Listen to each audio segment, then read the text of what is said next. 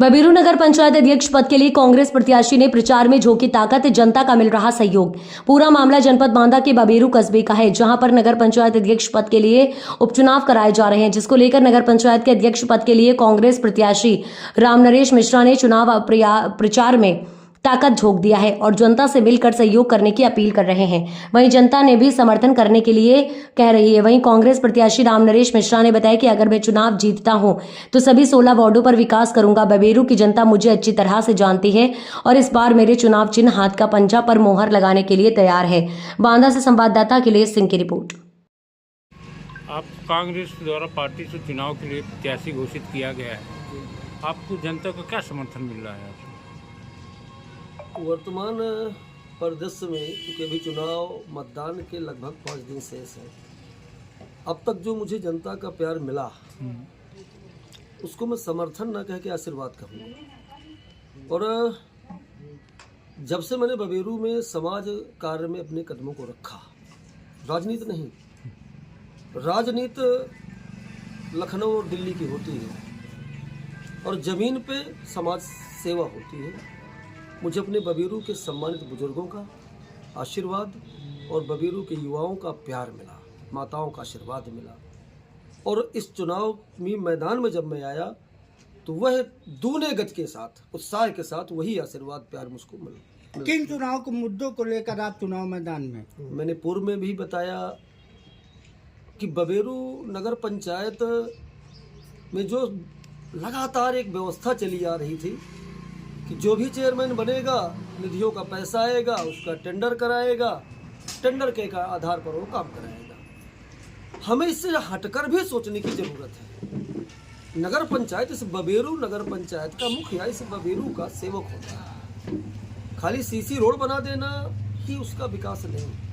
हमारे बबीरू के जो ज़मीनी मुद्दे हैं, मैंने पूर्व में बताया कि बबीरू में बृहद पैमाने पर उच्च स्तरीय अधिकारियों और मंत्रियों लेवल पर बात करके यहाँ की जल निकासी की समस्या को हमें निपटाने की पहली ज़रूरत होगी। दूसरा, हमारे यहाँ जाम की समस्या है। जाम की समस्या को हटाने के लिए कहीं ऐसा जाम की समस्या को हटाने को लेकर हम कार्य न करें जिससे हमारे व्यापारियों का नुकसान हो। हम व्यापारियों के नुकसान को कम से कम करते हुए और बबीरू की इस जाम की समस्या को निपटाने का भी काम करेंगे। तीसरा, बबीरू में जो भी विकास अभी तक हुआ वो अनियोजित हुआ। अनियोजित मतलब कोई इसकी प्लानिंग नहीं की गई। हमारा उद्देश्य होगा इस बबीरू का अगर बिजली का एक पोल भी लगेगा तो वो अपने प्लान के तहत लगेगा ताकि उसको 10 साल तक किसी प्रकार की उससे दिक्कत न हो। चौथी बात, बबीरू नगर पंचायत निर्माण भर की संस्था नहीं है, अन्य काम भी होते हैं। अगर व्यक्ति वहाँ पहुँचे, नगर पंचायत के अंदर अपनी समस्याओं को लेकर कोई व्यक्ति पहुंचता है तो उसको महसूस हो कि मेरी पंचायत है, ये मेरे मत के द्वारा चुना गया सेवक बैठा हुआ है, ये फला व्यक्ति बैठा जो मेरे दरवाजे कल के दिन हाथ जोड़कर वोट मांगने आया था, उसी प्रकार ये आज हाथ जोड़ के मेरे सामने सम्मान करता है। इसकी भी जरूरत है और इस विषय पर भी मैंने चिंतन किया। गरीब जनता को किस तरह की प्राथमिकता देंगे आप? निश्चित रूप से गरीब जनता का जो आपने प्रश्न उठाया, अच्छा प्रश्न है। इस बबीरू में गरीब जनता के लिए सबसे बड़ा मुद्दा है उनकी जो मूलभूत आवश्यकताएं हैं उसके लिए उनको अधिकारियों के चक्कर में लगाना पड़ेगा। अगर गरीब जनता को सरकारी योजनाओं की जानकारी समुचित मिल जाए और अधिकारी बिना चक्कर लगवाए, बिना परिक्रमा लगवाए उनके निस्तारण कर दे तो मुझे लगता है 70% गरीबों की समस्या का निस्तारण हो जाएगा।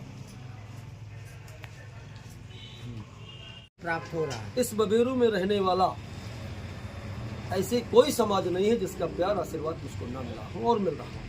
ठीक, तालाबों में अतिक्रमण वाला भी अपने से मामला चल रहा है। निश्चित रूप से तालाबों के अतिक्रमण की चर्चाएं हमेशा आती हैं।